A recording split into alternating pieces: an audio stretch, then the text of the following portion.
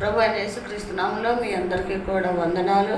ప్రియమైన దేవుని బిడ్డలారా, మనందరినీ కూడా దేవుడు ఎన్నుకొని ఏర్పరచుకుని ఆయన బిడ్డలుగా మనలందరినీ ఆయన మందిరంలోకి చేర్చుకున్నాడు. హల్లెలూయా, హల్లెలూయా కదండి. ఏమంటున్నాడు? మీరు నా ఆలయమై ఉన్నారు అంటున్నాడు. ఎంత గొప్ప మాట దేవుడు పలుకుతూ ఉన్నాడు. ఎవరమంట? మనము ఆయన ఆలయమై ఉన్నామంటున్నాడు కదా. మీరు లోకస్తులు అంటలేదు, మీరు పాపాత్ములు అంటలేదు, కానీ మీరు నా ఆలయమై ఉన్నారు అంటున్నారు. అంటే ఆలయము పరిశుద్ధంగా ఉంటుంది. అంటే ప్రభువు ఏమంటున్నాడు మనల్ని? మీరు పరిశుద్ధులుగా జీవించండి.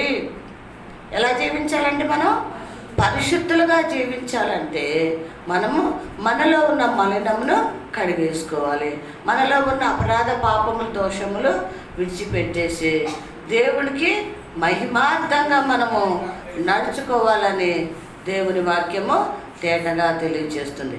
కాబట్టి ప్రియమైన దేవుని బిడ్డలారా, మనల్ని దేవుని ఆలయం అన్నాడు, తర్వాత దేవుని సంగమా అన్నాడు, దేవుని బిడ్డలారా అన్నాడు. ఇంత మరి అద్భుతంగా మనల్ని పిలుస్తూ ఉన్న దేవాది దేవుడికి మనం ఎంతైనా కృతజ్ఞత కలిగి ఉండాలి. హల్లెలూయా. కృతజ్ఞత కలిగి ఉండాలా వద్దండి? ఉండాలా వద్దా? ఉండాలి. భయభక్తులతో ఉండాలి. పునరుద్ధాన ఆరాధనకి మనము త్వరగా వచ్చేయాలి. దేవుని వాక్యం వినాలి. వాక్యమే మనల్ని ఏం చేస్తుంది? ఇంకేం చేస్తుంది?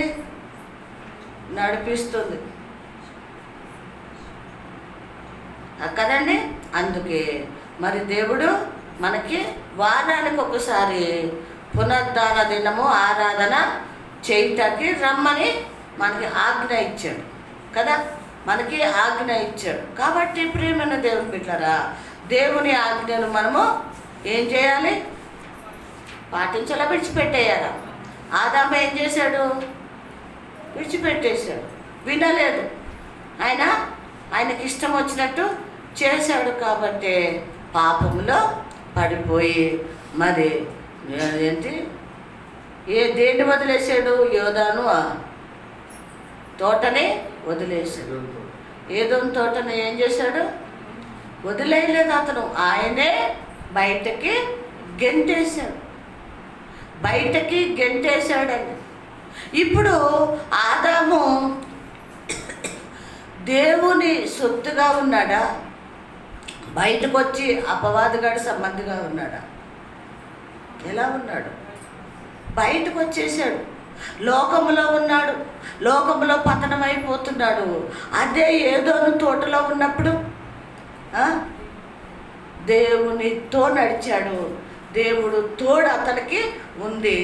మరి దేవుడు అతన్ని ఏమని పిలిచాడు? నా కుమారుడా అని పిలిచాడు. కాబట్టి ప్రియమైన దేవుని బిడ్డలారా, మనము దేవుడు మనకిచ్చిన ఆ గొప్ప ధన్యత, ఆ గొప్ప భాగ్యాన్ని మనం విడవద్దు. కానీ మనం ఎప్పుడు కూడా ప్రభువులో నిలిచి ఉండాలి. ప్రభు మాటలో నిలిచి ఉండాలి. పరిశుద్ధులుగా ఉండాలి. మారు మనసుకు కలిగిన మన పవిత్రమైన జీవితము మనము కలిగి ఉండాలి. ఎక్కడ నువ్వు తొలగిపోయినా పడిపోయినా అపవాదుగాడి చేతిలో బందీ అయిపోతావు తప్ప నువ్వు పరిశుద్ధురాలుగా ఉండవండి. ఎందుకంటే వాడు పతనం చేసేస్తాడు మనల్ని తీసుకెళ్ళి. కాబట్టి చాలా చాలా జాగ్రత్తగా మనము మరి ఉండాలని దేవుని వాక్యం తేటగా తెలియచేస్తుంది. మంచిది ప్రియమైన దేవుని బిడ్డలారా.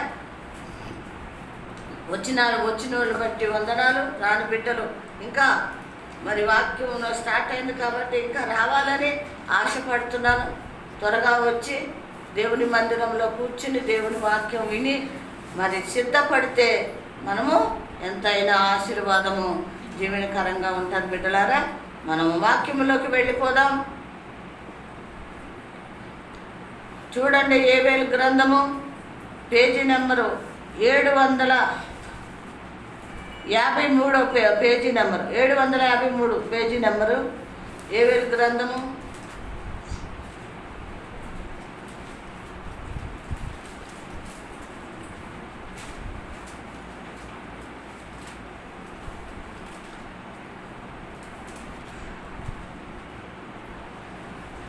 తీసారా? 2వ అధ్యాయము 12వ వచనం. అయితే పైనుంచి చదవండి. యెహోవా దినము బహు భయంకరమైనది అన్నాడు. దానికి తాళగలవాడు ఎవడు? ఇప్పుడైనా మీరు ఉపవాసం ఉండి కన్నీరు విడుచుచు దుఃఖించుచు మనస్పూర్వకంగా తిరిగి నా దగ్గర రండి. చాలండి, అందరం కూడా ప్రార్థన చేసుకుందాం. దేవుడు ఇప్పుడు మనతో మాట్లాడిన మాటలు మనం అందరం విన్నాం కాబట్టి, భయం ఉంటే, దేవుడి మాట మీద విశ్వాసం ఉంటే, దేవుడు నాతోనే మాట్లాడుతున్నాడని మనలో కలవరం ఉంటే కనుక దయచేసి బిడ్డలారా అందరూ కూడా, అయ్యా ఇప్పటి వరకు నేను మారలేదేమో, నా బ్రతుకుని మార్చుకోలేదేమో, నీ మాట వినకుండా నిర్లక్ష్యంగా ఉన్నానేమో, అయ్యా ఈ దినం నాతో మాట్లాడండి,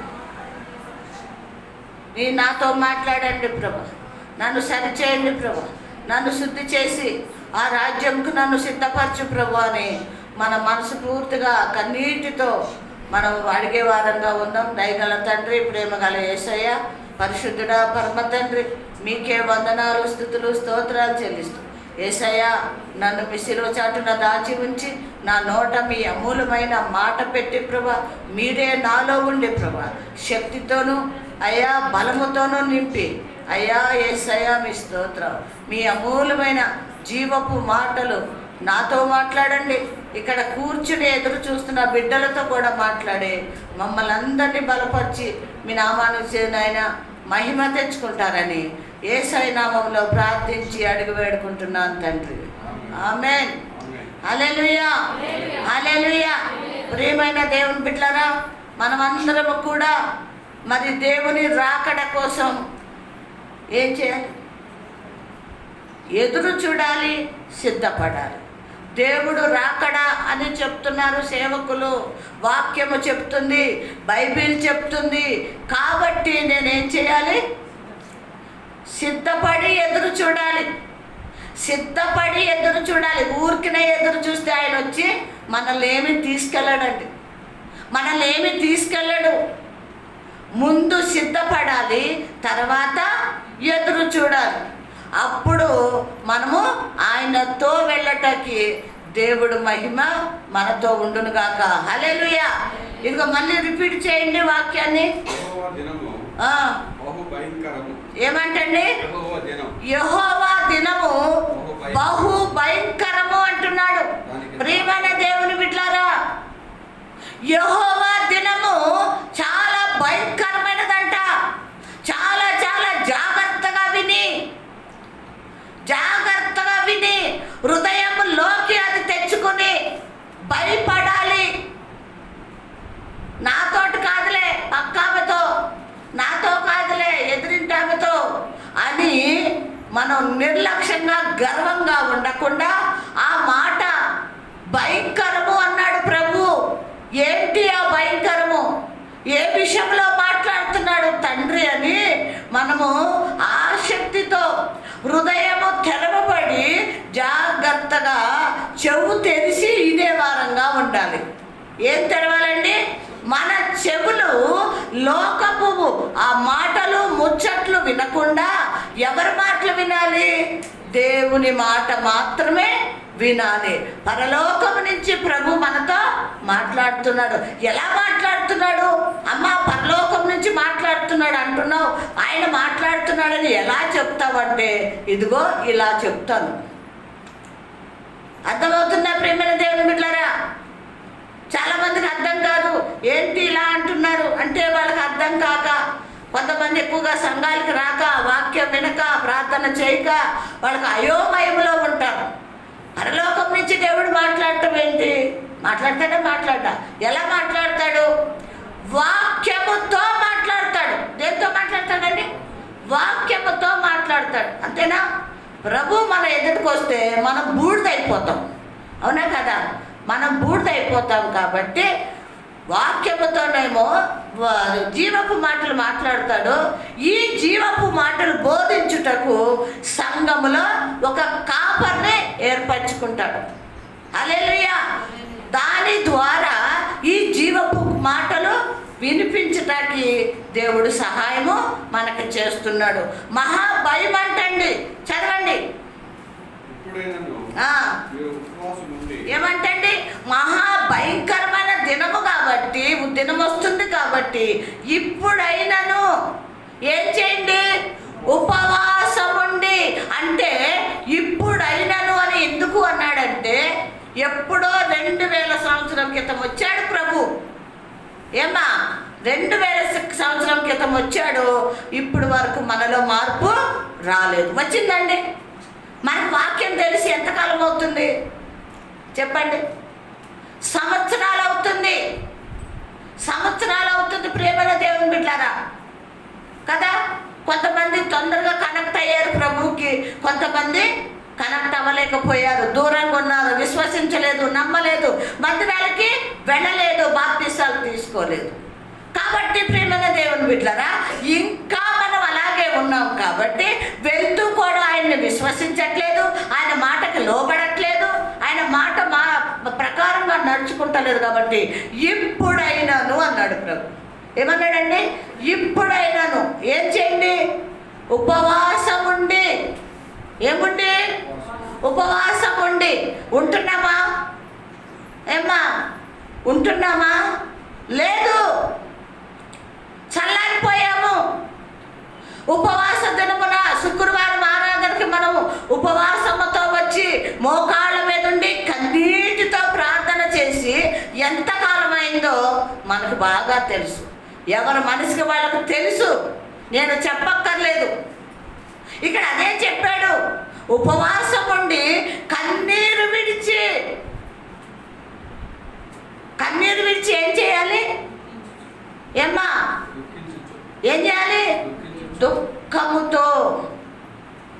దుఃఖముతో మనము ప్రభు సన్నిధిలో ఏం చేయాలండి? చదవండి. దుఃఖించుచు మనస్సు పూర్వకముగా. ఎలా దుఃఖించాలంట? ఎలాగంట? మనసు పూర్వకముగా, పెదవులతో కాదు, ఏదో ఎవరో చూడాలని కన్నీళ్లు రావాలని ఏడవటం కాదు, కానీ ఎక్కడి నుంచి రావాలంట? దుఃఖము హృదయ అంతరంగము నుంచి రావాలి. మనసులోంచి మనకి ఏం రావాలి? దుఃఖము రావాలి, కన్నీరు రావాలి. తిరిగి నా యొద్దకు. చదవండి. మీ దేవుడైన యెహోవా కరుణ వాత్సల్యములు గల వాడును, శాంతమూర్తియు, అత్యంత కృప గల వాడై ఉండి తాను ఉద్దేశించిన కీడును చేయక పశ్చాత్తాపడును. ఏం చేస్తున్నాడంటే అండి? కీడు చెయ్యాలనుకున్నాడు కానీ చెయ్యక ఏం చేస్తాడు? ఆయనే పశ్చాత్తాపడుతున్నాడు. ఎందుకు చెయ్యాలన్న కీడు చేయలేదు? ఎందుకు పశ్చాత్తాపడ్డాడు చెప్పండి? చెయ్యాలనుకున్నాడు, మళ్ళీ పశ్చాత్తాపడ్డాడు. ఎందుకు? ఏమా ఇక్కడ చెప్పినట్టు మీరు ఉపవాసం ఉండి కన్నీరు విడుచుచు దుఃఖించుచు ఏం చెప్పన్నాడు? మనసుపూర్వకంగా తిరిగి నా యొద్దకు రండి అని పిలిచాను కదా. నా బిడ్డలు ఆ విధంగా చేశారు కాబట్టి నేను చెయ్యాలనుకున్న కీడు చెయ్యను. దేవునికి మహిమ కలుగును గాక. నిజంగా ఈ మాటలు మన జీవితంలో నెరవేరుస్తున్నామా? ఏమ్మా ఈ మాటలు మన జీవితంలో నెరవేర్చామా చెప్పండి? చేయలేదు. చేసామా? చేయలేదు. అయినా ప్రభువు మన యందు నమ్మిక కలిగి నా బిడ్డలు చేస్తారు, నేను చెప్పాను కదా, విన్నారు, విని చేస్తారు కాబట్టి వాళ్ళకి కీడు చెయ్యను, మేలే చేస్తాను అని ప్రభు మనసు మార్చుకున్నాడు. ప్రభు కీడు చేయకుండా మేలు చేసి మనసు మార్చుకున్నాడు. కానీ మనం మాత్రం మనసు మార్చుకోలేదు. దేని గురించి మార్చుకోలేదు? దుఃఖపడటానికి, కన్నీరు విడవటానికి, ఉపవాసం ఉండటానికి, తిరిగి ప్రభు దగ్గరికి రావటానికి మన మనసు ఏమీ మారలేదు. మారిందా? మారలేదు. ప్రేమన్న దేవుని బిడ్డలారా, ఇంకా ఏమంటున్నాడండి? ఒకవేళ ఆయన మనసు తిప్పుకొని పశ్చాత్తాపడి మీ దేవుడైన యెహోవాకు తగిన 13 నుంచి మళ్ళీ చదవండి. మీ దేవుడైన యెహోవా కఠిన వాక్యము గల వాడను, శాంతమూర్తియు, అత్యంత కృపగల వాడై ఉండి తాను నిర్దేశించిన కీడును చేయక పశ్చాత్తపడను. కనుక మీ వస్త్రములను కాక మీ హృదయములను చింపుకొని చాలండి. ఆయన తట్టు తిరుగు. ఏం చేయాలంట? ఆయన తట్టు మీ హృదయాలు. పిచ్చోళ్ళు ఏం చేస్తారు? రోడ్ల మీద బట్టలు తిప్పేస్తుంటారు. పిచ్చోళ్ళు ఏం చేస్తారండి? పాప వాళ్ళకి మతి స్థిమితం లేక బట్టలు, ఒంటి మీద బట్టలు చింపుకుంటారు. అయితే ప్రభు అంటున్నాడు, మీరు పిచ్చోళ్ళు కాదు, మీకు నేను జ్ఞానం ఇచ్చాను కాబట్టి బట్టలు చింపుకోకుండా మీరేం చేయండి? మీ హృదయాన్ని చింపుకోండి. మీ హృదయాన్ని చింపుకోండి అంటే హృదయపూర్వకంగా, ఇక్కడ కింద అన్నాడు కదా, హృదయపూర్వకంగా దుఃఖముతో, వేదనతో, పశ్చాత్తాపముతో, కన్నీళ్లతో ప్రార్థన చేయండి. తిరిగి నా యొద్దకు రండి అన్నాడు. హృదయము కూడా చింపుకోమన్నాడు. తిరిగి నా యొద్దకు రండి అన్నాడు. వెళ్తున్నామా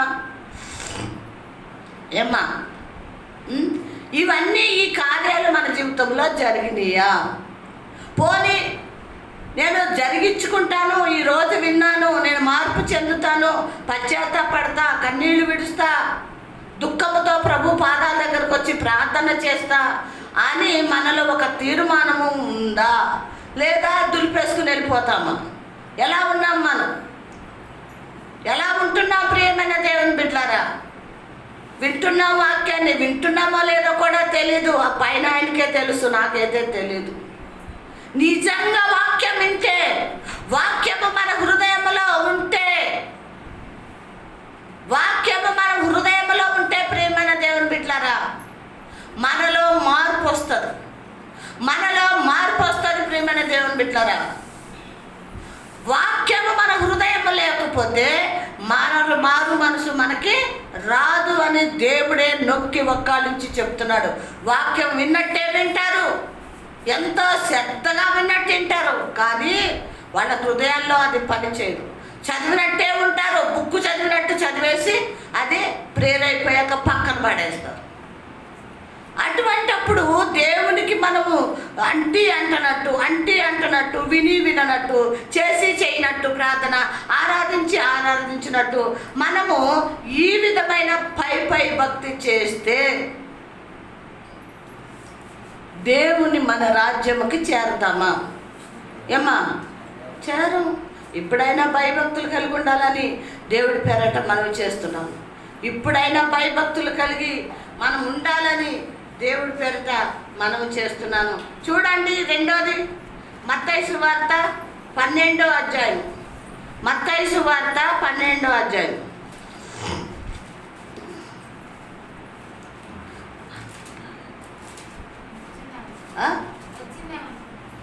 అవునా? 12:36. నేను మీతో చెప్పినదేమనగా, మనుషులు పలుకు వ్యర్థమైన ప్రతి మాటను గురించి విమర్శ దినమున లెక్క చెప్పవలసి ఉండేది. చాలండి ప్రియమైన దేవుని బిడ్డలారా, ఈ అంచె దినముల్లో ప్రభు మనతో మాట్లాడుతూ ఉన్నప్పుడు మనం జాగ్రత్తగా విని వాటిని మనము చాలా గైకొని వాటి నుంచి దూరం చేసుకుని మనం సిద్ధపడాలని దేవుని వాక్యం తేటగా తెలియచేస్తుంది. ఏమంటున్నాడండి? నేను మీతో చెప్పుచున్నది ఏమనగా, మనుషులు పలుకు వ్యర్థమైన ప్రతి మాటను ఏంటండి? మనుషులు పలుకు వ్యర్థమైన మాటలను గురించి మనుషులు ఏం చేస్తున్నారంట? మనుషులు మాట్లాడే ప్రతి వ్యర్థమైన మాట, మనుషులు మాట్లాడే ప్రతి వ్యర్థమైన మాట, నేను మాట్లాడానో నువ్వు మాట్లాడావో మనం మాట్లాడుతున్నాము. ప్రభు అంటున్నాడు, ఇవి ఏం మాటలంట? వ్యర్థమైన మాటలు. చదవండి. మనుషులు పలుకు వ్యర్థమైన ప్రతి మాటను గురించి విమర్శ దినమున లెక్క చెప్పవలసి ఉండేది. చాలండి. విమర్శ దినమున లెక్క అప్పచెప్పవలసి ఉన్నది. విమర్శ దినమున లెక్క అప్పచెప్పవలసి ఉన్నది. ప్రియమైన దేవుని బిడ్డలారా, విమర్శ దినము అంటే దేవుని తీర్పు రోజున చేసే దినము. తీర్పులో కూర్చున్నప్పుడు, తీర్పులో మనం ఉన్నప్పుడు ఆయనకి మనం ఏం చేయాలి? లెక్కప్ప చెప్పాలి. దేన్ని బట్టి? మన మాటలను బట్టి. మన మాటలను బట్టి మనం ఏం చేయాలంట? లెక్క అప్ప చెప్పాలంటున్నాడు. ఏం మాటలు మాట్లాడుతున్నామంట మనం? వ్యర్థమైన మాటలు మాట్లాడుతున్నాం. కాబట్టి విమర్శ దినం ఒకటి ఉంది. అప్పుడు మనం ఏం చేయాలంట? లెక్క అప్ప చెప్పాలి. కాబట్టి ప్రియమైన దేవుని బిడ్డలారా, లెక్క ఎవరికి అప్ప చెప్పాలి అంటే మనుషులకు కాదండి. ఎవరికి? దేవునికి అప్ప చెప్పాలి.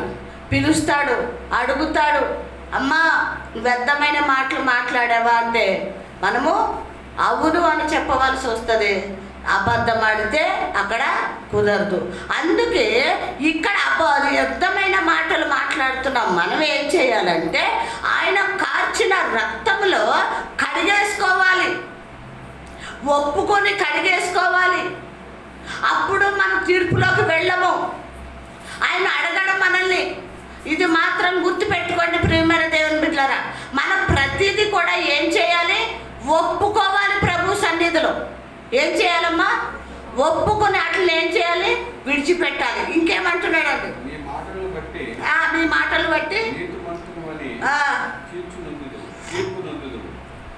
నీతిమంతుడు అని నీ మాటను బట్టి నీతిమంతుడు అని తీర్పు నందుదు. నీ మాటను బట్టి అపరాధం అని తీర్పు నందుదు. చూసారా? అంటే ప్రియమైన దేవుని బిడ్డలారా, ప్రభు ఇక్కడ ఏమంటున్నాడంటే నీ మాటను బట్టే నీతిమంతుడు అని తీర్పు పొందుతావు. నీ మాటను బట్టే మళ్ళీ ఏమన్నాడు? అపరాధి అని తీర్పు పొందుతావు. అంటే మన మాటను బట్టి అక్కడ తీర్పు ఉంటుందండి. దేవుడికి మహిమ కలుగును గాక. నువ్వు నీతిని పొందుకోవాలి అంటే నీతి కలిగిన మాటలు మాట్లాడాలి. దేవుడికి ఇష్టమైన మాటలు మాట్లాడితే మనల్ని ఏమని తీర్పులో చెప్తాడు ప్రభు? నీతిమంతుడివి అంటాడు. లేదు, మన లోక సంబంధంగా మాట్లాడితే, వ్యర్థంగా మాట్లాడితే ఏమంటాడండి? అపరాధిని తీర్పు పొందుతావు. మరి పరిశుద్ధంగా నీతిగా జీవిస్తే నీతిమంతుడు అని తీర్పు పొందుతావు. కాబట్టి ఆ రెండు మన చేతిలోనే ఉన్నాయి. ఆ రెండు కూడా మన చేతిలోనే ఉన్నాయి. ప్రియమైన దేవుని బిడ్డలారా, ఎలా జీవిద్దాం? తీర్పులో నీతిమంతులు అని పిలువబడదామా, లేకపోతే అపరాధులు అని పిలువబడదామా? మనకే తెలుసు. కాబట్టి జ్ఞానముతో ఒకవేళ అపరాధులమని పిలువబడే మాటలు మన నోటమ్మట వచ్చినాయి అనుకో, ఏం చేయాలో తెలుసా? వెంటనే ప్రభు దగ్గరికి వెళ్ళి, ప్రభువా నన్ను క్షమించండి, నేను అపరాధినయ్యా, నేను పాపిని, నన్ను క్షమించండి. క్షమిస్తాడా? క్షమించడా? క్షమిస్తాడు. క్షమించి నీతిమంతులుగా చేస్తాడు. కాబట్టి మనము దేవుని మాట జాగ్రత్తగా విని సిద్ధపడే వారంగా ఉండాలి. ఇంకేమంటున్నాడు? ఇప్పుడు శాస్త్రులను పరిచయులను కొందరు బోధకుడా నీ వలన ఒక సూచక్రియ చూడవచ్చున్నామని ఆయనతో చెప్పగా ఆయన ఇట్లనే వ్యభిచారులైన చెడ్డతరం వారు సూచక్రియలను అడుగుతున్నారు. ప్రవక్త అయిన యోనాను గురించిన సూచక్రియే కానీ మరి ఏ సూచక్రియలను అనుగ్రహింపబడదు. చాలండి. ప్రియమైన దేవుని బిడ్డలారా, దేవుణ్ణి వీడు శాస్త్రులు పరిచయులు ప్రభుని శోధిస్తూ ఏమంటున్నారండి? ఒక సూచక క్రియ చేయమని ప్రభుని అక్కడ శోధిస్తూ ఉన్నట్టు మనం చూస్తున్నాం. అప్పుడు ప్రభు అంటాడు, యోనా చేసిన సూచక్రియ అంటే ఇంకా గొప్ప క్రియ ఏమన్నా ఉందా అనేసి వాళ్ళతో మాట్లాడుతున్నట్టు మనం చూస్తున్నాం. చూడండి, మొదటి యోహాను సువార్త మొదటి పత్రిక, యోహాను పత్రిక 2వ అధ్యాయము 9వ వచనం చదవండి.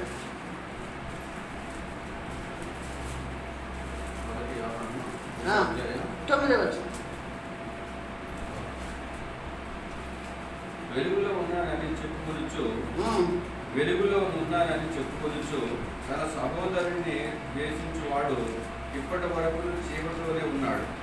ఆ సహోదరుని ఏం చేశాడు? ద్వేషించుచున్నాడు. చీకటిలోనే ఉన్నాడు. ఏమో చాలండి, చాలు. ప్రియమైన దేవుని బిడ్డలారా, చాలా జాగ్రత్తగా విందాం. అర్థమవుతున్నాయా మాటలు? తన సహోదరుని ప్రేమిస్తున్నాను అని చెప్తున్నాడు, కానీ ఏం చేస్తున్నాడు? ద్వేషిస్తున్నాడు. కాబట్టి ఆ వ్యక్తి చీకట్లోనే ఉన్నాడంట. ఎందుకున్నాడండి? చీకట్లో ఉన్నాడని వాక్యం చెప్తుంది. ఎందుకు చీకట్లో ఉన్నాడు అమ్మా? సహోదరుని కానీ సహోదరుని కానీ ద్వేషిస్తే ఆ వ్యక్తి చీకట్లో ఉంటాడు అని ప్రభువు చెప్తున్నాడు. అంటే మనం ద్వేషించవచ్చా, ద్వేషించకూడదా? ద్వేషిస్తే ఏమవుతుంది? చీకట్లో ఉంటాము. ఇంకా ఆ చీకటి అప్పుడే అయిపోలేదండి. చదవండి. ద్వేషించువాడు ఇప్పటి వరకు చీకటిలోనే ఉన్నాడు. తన సహోదరుని ప్రేమించువాడు వెలుగులో ఉన్నవాడు అతని ఎంతో అభ్యంతరం కారణం ఏదీ లేదు. చూసారా? ప్రేమిస్తేనంట ఎందులో ఉంటాడంట? వెలుగులో ఉంటాడు. అతనికి అభ్యంతరం ఏమీ లేదు అంటున్నాడు. ఇక్కడ మనం తెలుసుకోవాల్సింది ఏంటంటే, రెండు విషయాలు దేవుడు మన ముందు పెడుతున్నాడు. ద్వేషిస్తే ఆ వ్యక్తి చీకటిలో ఉంటాడు, చీకటిలోనే నడుస్తాడు అని వాక్యం చెప్తుంది. లేదు, సహోదరుని ప్రేమించాడు అనుకోండి, అతను ఎందులో ఉంటాడంట? వెలుగులో ఉంటాడు. అర్థమవుతుందండి? ఎందులో ఉంటాడని? వెలుగులో ఉంటాడని. మనకి చీకటి కరెక్టా, వెలుగు కరెక్టా? ఏమ్మా? వెలుగే మనకి కావాలి. ఒక్క నిమిషం కరెంటు పోతే ఎంత గిజగిజలాడిపోతాం కదా. అమ్మో కరెంటు పోయింది, ఏమీ కనపడదు, గుడ్డితనము కదా. ఒక్క సెకండ్ కూడా ఉండటానికి మన వల్ల కాదు, ఉండలేము. కాబట్టి ప్రియమైన దేవుని బిడ్డరా, మరి చీకటి కోరుకోవద్దు, వెలుగు కోరుకోవాలి. వెలుగే కావాలి ప్రభు అని మనం అడిగితే, ప్రియమైన దేవుని బిడ్డరా, నీ సహోదరుని ఏం చేయి? నువ్వు ద్వేషించటం మానేసి ఏం చేయి? ప్రేమించు. ద్వేషించటం మానేసి ప్రేమించు అని వాక్యం చెప్తుంది. అక్కడ సహోదరుడు కానివ్వండి, సహోదరుని కానివ్వండి, స్త్రీ కానీ పురుషుడు కానీ, ఎవరిని కూడా, స్త్రీలను కూడా ద్వేషించొద్దు, ప్రేమించాలి. పురుషుల్ని కూడా ద్వేషించొద్దు, ప్రేమించాలి. అది దేవుని ప్రేమ. దేవుడు ప్రేమై ఉన్నాడు, వెలుగై ఉన్నాడు. కాబట్టి మనకి చెప్తూ ఉన్నాడు, మీరు ఎవరిని కూడా ద్వేషిస్తే చీకటి లేదు, నా ప్రేమ నీలో ఉంటే వాళ్ళని ఏం చెయ్యి? ప్రేమించు అని వాక్యం తేటగా తెలియజేస్తుంది. ఇంకేమన్నాడు చదవండి. చీకటిలో నడుచుతున్నాడు, చీకటి అతని కన్నులకు గుడ్డితనము కలుగజేసేది కనుక తాను ఎక్కడికి పోతున్నాడో అతనికి తెలియదు. ఎవరా మనిషి? చీకట్లో నడుచు అంటే ద్వేషించేవాడు. చీకట్లోనే ఉన్నాడంట, చీకట్లో నడుస్తున్నాడంట, ఎక్కడికి పోతున్నాడో అతనికే తెలీదు. ఎప్పుడు క్షమించకుండా ఇంకా ద్వేషిస్తూనే ఉంటే, ఒక్కొక్కరికి ప్రేమించటం రాదు, క్షమించటం చేత కాదు, ఆ ద్వేషమే ఉంటుంది. నేను క్షమించను వాడిని, వాడు అలా చేశాడు, ఇలా చేశాడు, నేను ప్రేమించను అని అలాగే ఉన్నవాడితో చెప్తున్నాడు. చీకట్లోనే నడుస్తాడంట, ఎటు పోతున్నాడో వాడికే తెలీదు అని వాక్యం వస్తుంది. కాబట్టి ప్రియమైన దేవుని బిడ్డలారా, మనం లోక సంబంధులం కాదు, ఆత్మ సంబంధులమై ఉన్నాం. కాబట్టి మనము ఎవరి మీద కూడా ఏముండకూడదండి? ద్వేషించకూడదు. పెద్దోళ్ళు కానీ పిల్లల్ని కానీ ఎవరిని కూడా ద్వేషించకూడదు. ప్రేమించటం నేర్చుకోవాలి, ప్రేమించటమే నేర్చుకోవాలని దేవుని వాక్యం తేటగా తెలియజేస్తుంది. చూడండి, అదే ఇప్పుడు చదివిన వాక్యము, పత్రిక, మొదటి పత్రిక 8వ అధ్యాయం చదవండి. మొదటి అధ్యాయము 8వ వచనం. మనము పాపం లేని వారమని చెప్పుకునే ఎడల మనలను మనమే మోసపుచ్చుకుంది. ఏమంటండి? ఎవరైనా నేను పాపం చేశానని ఒప్పుకుంటారా? పాపము, నేను పాపం చేశానని నేను అంటానా? నువ్వు అంటావా? ఏమ్మా, ఎవరికన్నా అంటామా? ధైర్యం చేసి అంటామా? అనము. పాపం చేసాము ఆల్రెడీ, కానీ ఒప్పుకోము. ఇక్కడ ఒకడు అనుకుంటున్నాడంట, నాలో పాపమేమీ లేదు అంటున్నాడంట. నాలో పాపం ఏమీ లేదు అనుకుంటున్నాడంట. అది కరెక్టా? దేవుడు ఒప్పుకుంటాడా దానికి? ఒప్పుకోడండి ప్రియమైన దేవుని బిడ్డలారా. ఎప్పుడు కూడా నాలో ఏ పాపం లేదు, నేను ఎవరిని తిట్టను, ఎవరిని ఏమి దూషించను, నా అంత పరిశుద్ధుడు లేడు అని ఎప్పుడు కూడా మనం అనుకుంటానికి వీలు లేదు. ఏమంటున్నాడో చదవండి. మనము పాపం లేని వారు మనం చెప్పుకునే ఎడల మనలో మనమే మోసం చేసుకుంటున్నాం.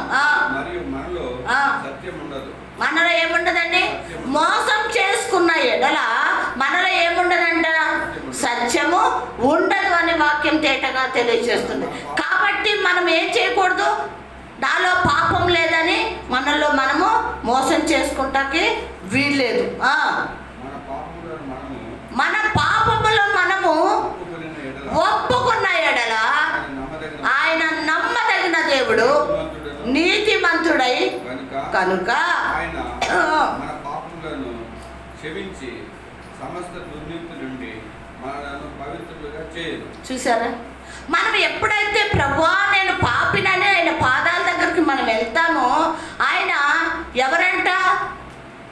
నీతిమంతుడై ఉన్నాడు. కాబట్టి నీతిమంతుడు కనుక ఆయన మన పాపములను క్షమించి సమస్త దుర్నీతి నుండి మనలను పవిత్రులుగా చేయదు. ఆయన నీతిమంతుడై ఉన్నాడు కాబట్టి మన పాపములు ఏం చేస్తాడంట? క్షమించి మనలో ఉన్న దుర్నీతి, మనలో ఏముందండి? దుర్నీతి నుంచి మనల్ని విడిపించి ఏం చేస్తాడు?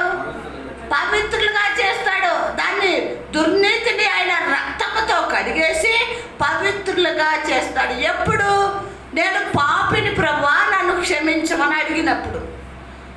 అడగాల వద్దా మనం? ప్రియమైన దేవుని బిడ్డలారా, ప్రతిదీ చిన్నది కానివ్వండి, పెద్దది కానివ్వండి, మనము పొరపాటున ఏదన్నా చేసినా మాట్లాడినా ప్రభు దగ్గర ఏం చేయాలి? ఒప్పుకొని మనము ఆయన కనికరం పొందుకోవాలని వాక్యం తేటగా తెలియజేస్తుంది. ఇంకా ఏమంటున్నాడండి? మనము పాపం చేయలేదని చెప్పుకునే ఎడల ఆయనను అబద్ధికునిగా చేయువారగుదుము. చాలండి. నేను పాపము చెయ్యలేదని ఒప్పుకున్న ఎడల లేదా అనుకున్న ఎడల ఆయనను మనం ఏం చేస్తున్నామంటే అబద్ధికుడిగా చేస్తున్నాం. లోకానికి ప్రభు ఎందుకు వచ్చాడు?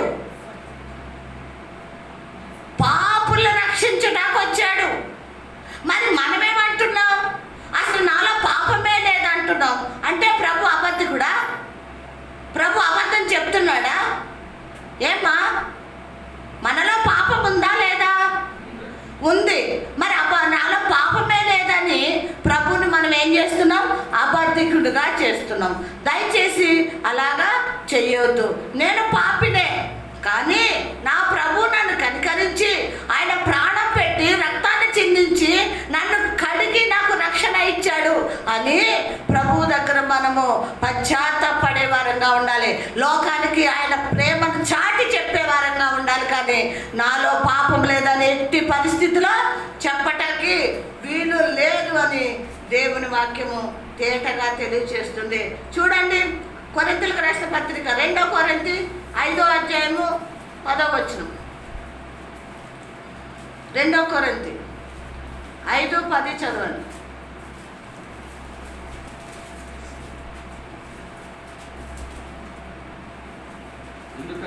ఎందుకనగా తాను జరిగించిన క్రియలు చొప్పున అవి మంచివైనను సరే చెడ్డవైనను సరే దేహంతో జరిగించిన వాటి ఫలమును ప్రతివాడును పొందినట్లు మనమందరమును క్రీస్తు న్యాయపీఠం ఎదుట ప్రత్యక్షం కావాలేను. చాలండి. ఏమంటండి? మంచివైనా సరే చెడ్డవైనా సరే జాగ్రత్తగా విందాం. మన శరీరముతో చేసిన క్రియలను బట్టి ప్రతిఫలము పొందవలసిన వారం ఉన్నాము. తర్వాత ఆయన తీర్పు దినమున మనం అందరము కూడా ఏమై ఉండాలి? ఆయన ఆయన ఎదుట నిలబడి ఎదుట క్రీస్తు న్యాయపీఠం ఎదుట న్యాయపీఠం మీద కూర్చుంటాడు కదండి. కావాలి. అంచె దినాల్లో న్యాయపీఠం మీద కూర్చుంటాడు కదా. అప్పుడు ఏం చేస్తాడంట?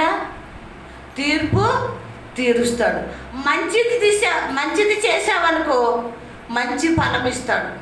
చెడు చేసావనుకో చెడు ఫలము మనకిస్తాడు. ఫలాల్లో 2 రకాలు ఉన్నాయి అమ్మ. చెడు ఫలము మంచి ఫలము ఏంటి అంటే, ఒకటి చేదైనది, ఒకటి తీపైనది. అర్థమవుతుందండి? చేదు ద్రాక్ష ఉంది, తీపి ద్రాక్ష ఉంది. స్వీటు ద్రాక్ష రసానికి మనం వాడుతున్నాం, ప్రభు రక్తంగా మనం వాడుతున్నాం. చేదు ద్రాక్షను మనం వాడతామా? వాడమండి. కనీసం తింటా కూడా పనికిరాదు. మన జీవితం కూడా అంతే ప్రియమైన దేవుని బిడ్డలారా. మన శరీరముతో ఏ క్రియ, చెడ్డ క్రియ చేస్తే చేదు ద్రాక్షను ఫలించవలసి వస్తుంది. లేదు మంచి క్రియ చేసావనుకో మంచి ఫలము అంటే మంచి ద్రాక్షగా నువ్వు ఫలిస్తావు. ఆ తీర్పులో నువ్వు నిలబడి ప్రభుకి చెప్పవలసిన దానివై ఉన్నావని. మనకు ఒక తీర్పు దినం ఉంది. ఆయన పీఠము దగ్గర మనం నిలబడవలసిన వాళ్ళమై ఉన్నాం. మనం మంచి చేసినా చెడు చేసినా మనము అక్కడ నిలబడవలసిన వాళ్ళం ఉన్నాం. మనం మంచి చేసామో చెడు చేసామో తీర్పు ఎవరు తీర్చాలి? ఎవరు తీర్చాలండి? ప్రభువే తీర్పు తీర్చాలి. చూడండి, రోమీయులకు రాసిన పత్రిక 8:34 ఒక్కసారి చదవండి.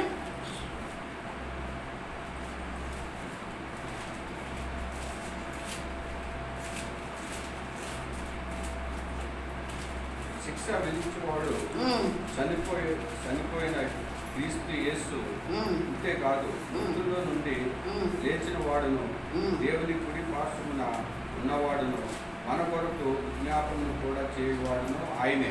చాలండి. ప్రియమైన దేవుని బిడ్డలారా, మనకి శిక్ష విధించేవాడంట ఎవరంటండి? యేసు క్రీస్తు అంట. చనిపోయి తిరిగి లేచిన వాడంట. తర్వాత తండ్రి కుడిపార్శ్వాన కూర్చుని విజ్ఞాపన చేసేవాడు ఎవరు? యేసు ప్రభు కదా. యేసు ప్రభు ఇక్కడ తీర్పు తీరుస్తాడని ఇందులో చెప్పాడు. యోహాను సువార్త చూడండి ఒకసారి. సువార్త, యోహాను సువార్త 12వ అధ్యాయము 46వ వచనం.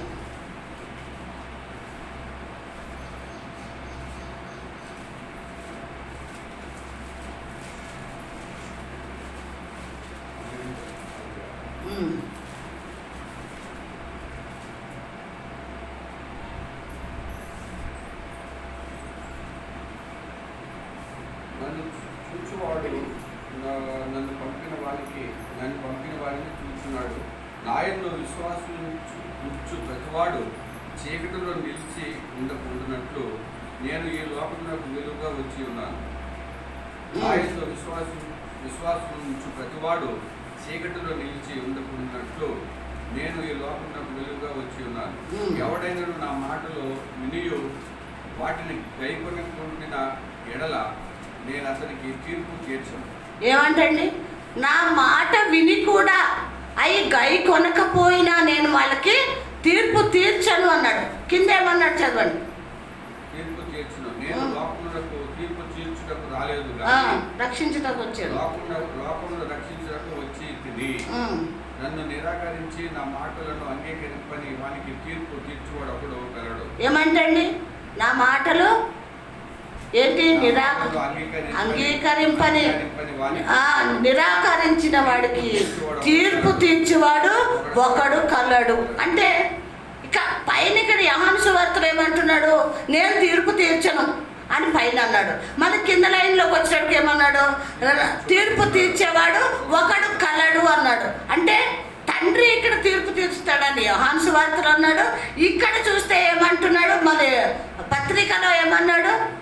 యేసయ్యే తీర్పు తీరుస్తాడు. అంటే అక్కడ తీర్పు తీర్చేది, ఇక్కడ తీర్పు తీర్చేది ఒక్కడే. హల్లెలూయా. ఎవరండి? ఇక్కడ తండ్రి అని చెప్పాడు, కానీ తండ్రి ఆయనే, కుమారుడు కూడా ఆయనే. నేను మళ్ళీ బైబిల్ చదువుతుంటే నాకు ఆశ్చర్యం అనిపించింది ఈ మాట చదివేటోడికి. ఇక్కడేమో ఒక ఆయన కలిగి ఉన్నాడు, తీర్పు తీర్చేవాడు ఒకడు కలడు అన్నాడు. ఇక్కడ ఏమన్నాడు? యేసుక్రీస్తు ప్రభువే తీర్పు తీరుస్తాడని. ప్రియమైన దేవుని బిడ్డలారా, ఆయన మాట వినకుండా నిర్లక్ష్యం చేస్తే తీర్పు తీరుస్తానని ఇక్కడ చెప్పాడు. ఇక్కడ కూడా మాట గైకొనకపోతే తీర్పు తీరుస్తానని ఇక్కడ చెప్పాడు. కాబట్టి ప్రియమైన దేవుని బిడ్డలారా, మనం దేవుని మాట వినకపోతే, దేవుని మాట నిర్లక్ష్యం చేస్తే ఆయన మనకి తీర్పు తీరుస్తాడు అంటున్నాడు. ఏం తీరుస్తాడంటే తీర్పు తీరుస్తాడు. ఇప్పుడు వరకు మనం పాపం గురించి కదా, పాపం గురించి విన్నాము, మాట నిర్లక్ష్యం చేస్తున్నది విన్నాము, ఇవన్నీ కూడా విన్నాము. ప్రతి మాట కూడా ఈ 4 అధ్యాయంలో కూడా పాపము గురించే దేవుడు మాట్లాడాడు. ఈ పాపము పోవటానికి ఏం చేయమన్నాడు? మత్తయి సువార్త 3వ అధ్యాయము మొదటి నుంచి చూడండి. ఏం చేయమన్నాడు?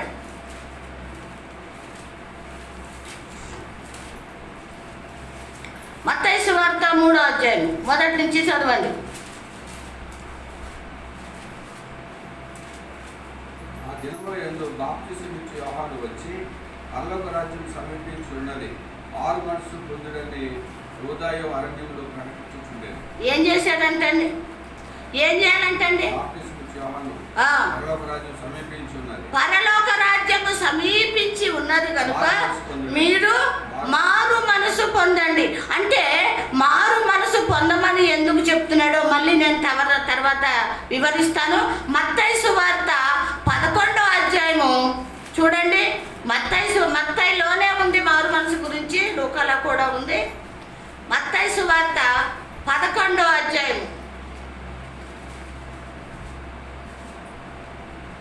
20 నుంచి చదవండి. మనం 2-3 రోజులు బట్టి ఇదే చదువుకుంటున్నాం. ఏ పట్టణములలో ఆయన విస్తారమైన అద్భుతములు చేసెనో ఆ పట్టణముల వారు మారు మనసు పొందకపోవడం వలన ఆయన వారిని ఇంట్లో గద్దింపసాగాను.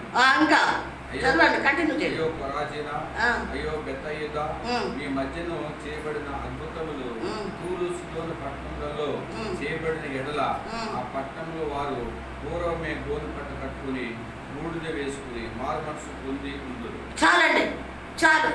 ప్రియమైన దేవుని బిడ్డలారా, పైన మనం చదువుకుంటే ఆయన అక్కడ అద్భుతాలు చేస్తున్నాడు, కానీ వాళ్ళు వినలేదు, మారు మనసు పొందలేదు. హల్లెలూయా. వింటే మారు మనసు పొందుతారు, వింటే హృదయంలో భయం వస్తుంది, వింటే హృదయం మార్చబడుతుంది. కానీ వినకపోతే ఏది కూడా మన జీవితంలో జరగదండి. పైన చదువుకున్న దాంట్లో వాళ్ళు వినలేదు, మారు మనసు పొందలేదు. అప్పుడు ప్రభు ఏం చేశాడు? గద్దిచ్చాడు. ఏం చేశాడండి? గద్దిచ్చాడు. కింద చదువుకుంటే అక్కడ ప్రభు మాట్లాడుతున్నాడు. ఇంతకు ముందే వాడు గోనె పట్ట కట్టుకుని వాళ్ళు బూడిదలో వాడు ప్రార్థన చేసుకున్నట్టు మనం చూస్తున్నాం. వాళ్ళు ఏం చేశారు? దేవుని వాక్యము లేదా దేవుని అమూలమైన మాటలు విన్న వాళ్ళు మారు మనసు పొందారు అని ఉంది. వింటే మారు మనసు వస్తుంది, ప్రార్థన చేస్తే మారు మనసు వస్తుంది, భయభక్తులు కలిగి ఉంటే మారు మనసు వస్తుందండి. కింద లైన్లో చదివినప్పుడు వాళ్ళు అంతకు ముందే ఏం చేశారంట? గోనె పట్ట కట్టుకుని ప్రార్థన చేశారంట వాళ్ళు. అందుకు దేవుని మాటకి లోబడి మారు మనసు పొందారు అని ఉంది. పైన పొందలేదు కాబట్టి వాళ్ళను గద్దించాడు దేవుడు, కింద వాళ్ళు పొందారు కాబట్టి వాళ్ళ గురించి మాట్లాడలేదు. ఇక్కడ మళ్ళీ మత్తయి 3 దగ్గరకు వచ్చేటికి ఇక్కడ ఏమంటున్నాడు? పరలోక రాజ్యము సమీపంగా ఉంది కాబట్టి మీరు ఏం చేయండి? మారు మనసు పొందండి అన్నాడు. ముందు అక్కడ ముందే ఇక్కడ ఏం పెట్టాడు? పరలోక రాజ్యము అన్నాడు. మారు మనసు పొందండి అంటే మీరు మారు మనసు పొందితే ఈ పరలోక రాజ్యమును మీరు స్వతంత్రించుకుంటారు. దేవునికి మహిమ కలుగును గాక, దేవునికి మహిమ కలుగును గాక. ప్రియమైన దేవుని బిడ్డలారా, ఎన్నో మార్లు బైబిల్ అంతట్లో చూస్తే మారు మనసు పొందండి, మారు మనసు పొందండి అని చాలా చోట్ల ఉంది. ఎందుకు ప్రభు మారు మనసు పొందమంటున్నాడంటే, మనం ఇందాకటి వరకు 4 అధ్యాయాల్లో మనం చూసుకుంటే ప్రతి చోట కూడా మాట ద్వారా కానీ, అయ్యా మాట వినకపోవటం ద్వారా కానీ, ప్రతి విషయంలో పాపం చూసుకున్నాం మనం కదండి. ఒప్పుకోకపోవటం, ప్రేమించకపోవటం, ద్వేషించటం, ఇవన్నీ పాపం గురించి చూసుకున్నాం. ఈ పాపములు అన్నీ పోవాలి అంటే ఏం చేయాలి? మారు మనసు పొందాలి. దేవునికి మహిమ కలుగును గాక. ఈ పాపములన్నీ మనలోంచి పోవాలంటే పశ్చాత్తాపముతో ప్రభు పాదాల దగ్గర ప్రార్థన చేసినప్పుడు మనకి ఏమొస్తుందంట? మారు మనసు వస్తుంది. అందుకే అన్నాడు, పరలోక రాజ్యము సమీపంగా ఉంది కాబట్టి మీరు మారు మనసు పొందండి. మీరు మారు మనసు పొందిన వెంటనే మీరు పరలోక రాజ్యములో మీరు ఉంటారు అని ప్రభు చెప్తున్నాడు. దేవునికి మహిమ కలుగును గాక. హల్లెలూయా, హల్లెలూయా. ఈ స్టార్టింగ్ కొత్త నిబంధనలో ఇక్కడ చెప్పాడు మారు మనసు గురించి. ఇక లాస్ట్ స్థితిలో రెండవదేంటి? పేతురుకు రాసిన 2వ పత్రిక, అక్కడ కూడా వచ్చేసేయండి. అక్కడ కూడా ఏం చెప్పాడు? ప్రియమైన దేవుని బిడ్డలారా, మారు మనసు అన్నది మన జీవితాల్ని మార్చేది, ఆ రాజ్యానికి తీసుకువెళ్ళేది. దయచేసి చేసిన పాపములు హృదయాల్లో భద్రం చేసుకోకుండా మనం విడిచిపెట్టి మారు మనసు పొందుకోవాలని ప్రభు ఇక్కడ ఆలస్యం చేస్తున్నానని ఎన్నోసార్లు చదువుకున్నాం, ఈ మాటలు ధ్యానించాము కూడా. కాబట్టి ప్రియమైన దేవుని బిడ్డలారా, 2వ పేతురు రాసిన పత్రిక 2వ పేతురు 3వ అధ్యాయము ఎక్కడి నుంచి చదువుతారంటే 6 నుంచి చదవండి. జాగ్రత్తగా మెల్లిగా చదవండి. 3:6. ఆ నీళ్లు వలన అప్పుడున్న లోకము నీటి వరదల్లో మునిగి నశించెను. చాలండి. ప్రియమైన దేవుని బిడ్డలారా, ఈ మాట ఎప్పుడుదండి మాట? నోవాహు దినముల్లో ఉన్న మాట. ఇప్పుడు మనం జ్ఞాపకం చేసుకుంటానికి కారణం ఏంటి అంటే, ప్రియమైన దేవుని బిడ్డలారా, వాళ్ళకి బోధించారా లేదా? ఎవరన్నా చెప్పారా లేదా? వాళ్ళు నోవాహు ప్రజలకి చెప్పారా? ప్రవక్త కొన్ని సంవత్సరాలు బోధించాడు. ఏమని? జలప్రవాహం వస్తుందని దేవుడు చెప్తున్నాడు. మరి మీరు మారు మనసు పొందండి, దేవుణ్ణి తెలుసుకోండి ప్రభు చెప్తున్నాడు. ఈ ప్రపంచమంతా కూడా నీళ్లతో ముంచేస్తాను అని చెప్తున్నాడు. ఇప్పుడైనా మారండి అని ఆయన బోధించాడు, కానీ ఆయన మాట వాళ్ళు వినలేదండి. వారు నీటి ద్వారా ఏమయ్యారంట? మరొకసారి రిపీట్ చేయండి మాట. ఆ నీళ్ళు వల్ల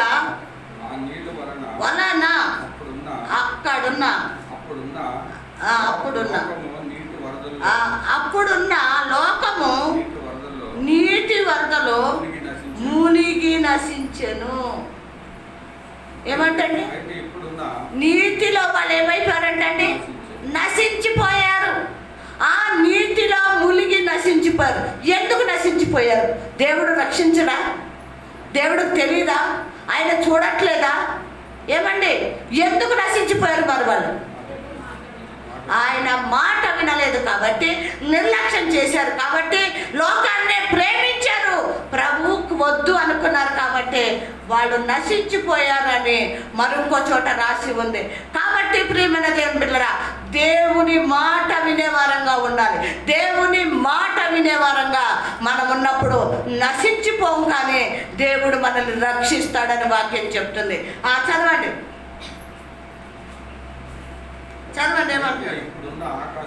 అయితే ఇప్పుడు ఉన్న ఆకాశమును భూమియు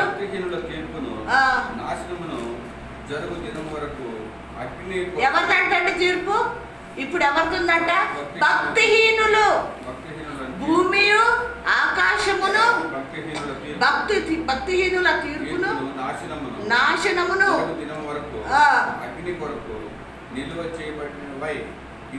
దేనికోసము నిలువ చేయని పడ్డాయంటండి? అగ్ని కొరకు. ప్రియమైన దేవుని బిడ్డలారా, నోవాహు దినములో నీళ్ల ద్వారా వాళ్ళ నాశనం అయిపోతే, ఇప్పుడు మనమున్న ఈ రోజుల్లో, ఈ అంచె దినాల్లో దేంతో నాశనం అయిపోతామంట తెలుసా? అగ్నితో మనం దహించేస్తాడంట. ప్రియమైన దేవుని బిడ్డలారా, కాబట్టి ముందే ప్రభు మనకు చెప్తున్నాడు. తెలీదా? పోనీ మనకు తెలీదా అంటే మనకి తెలుసు. దేంతో నాశనం చేస్తాడంటండి? అగ్నితో. ఎందుకు? ఈ లోకము ఎవరు పరిపాలిస్తున్నారు? ఎవడండి? అపవాదుగాడు దుర్మార్గుడు పరిపాలనలో భూమి ఆకాశం ఉంది కాబట్టి అగ్నితో అయినా దహించేస్తాను అని చెప్తున్నాడు. చదవండి. నిలువ చేయబడినవై అదే వాక్యము వలన భద్రం చేయబడి ఉన్నవి. ప్రియులారా, ఒక సంగతి మర్చిపోకుడి. ఏమనగా ప్రభు దృష్టికి దినము 1000 సంవత్సరంలోను ఏంటండి? ప్రభు దృష్టికి ఎలా ఉందంటండి? ఒక దినము 1000 సంవత్సరము వలె, 1000 సంవత్సరములు ఒక దినం వలె ఉన్నవి. కొందరు ఆలస్యమని ఎంచుకున్నట్లు ప్రభు తన వాగ్దానమును గూర్చి ఆలస్యం చేయవాడు కాడు. చాలండి. ఆయన చేసిన వాగ్దానాన్ని ఆయన నెరవేర్చకుండా ఉండేవాడు కాడు. కానీ మరి ఎందుకు ఆలస్యం చేస్తున్నాడు? మన మనుషులు అందరం ఏమనుకుంటున్నాం? ఆలస్యము చేస్తున్నాడు. ఎవరు ఆలస్యం చేస్తున్నారు? ప్రభు ఆలస్యం చేస్తున్నాడులే, ఇప్పుడే రాళ్లే. ఏమనుకుంటున్నామండి? ప్రభు ఆలస్యం చేస్తున్నాడు, ఇప్పుడు అప్పుడే రాడులే అని అనుకుంటున్నాం. కానీ ప్రియమైన దేవుని బిడ్డలారా, ఎందుకు ఆలస్యం చేస్తున్నాడో ఇక్కడ చెప్తున్నాడు, వినండి, చదవండి. అదే వాక్యము వలన భద్రం చేయబడి ఉన్నది. ప్రియులారా, ఒక సంగతి మర్చిపోకుడి. ఏమనగా ప్రభు దృష్టికి కొందరు ఆలస్యమని ఎంచుకున్నట్టు ప్రభు తన వాగ్దానములను గురించి ఆలస్యం చేయవాడు కాడు. కానీ ఎవడైనాను నశింపవాలని ఇచ్చయింపక అందరూ మారు మనసు పొందవాలని. ఏమంటండి? ఎవరు కూడా నశింపకుండా ఉండటానికి, ఎవరు కూడా నశించిపోకుండా ఉండటానికి ఆయన ఏం చేస్తున్నాడంటండి? అందరూ మారు మనసు పొందాలని ఆయన ఏం చేస్తున్నాడంట? ఆయన కోరుచున్నాడు. ఎవరు కూడా నశించకూడదు, ఎవరు విడవబడకూడదు, ఎవరు నరకానికి పోకూడదని ప్రభు ఏం చేస్తున్నాడంటండి?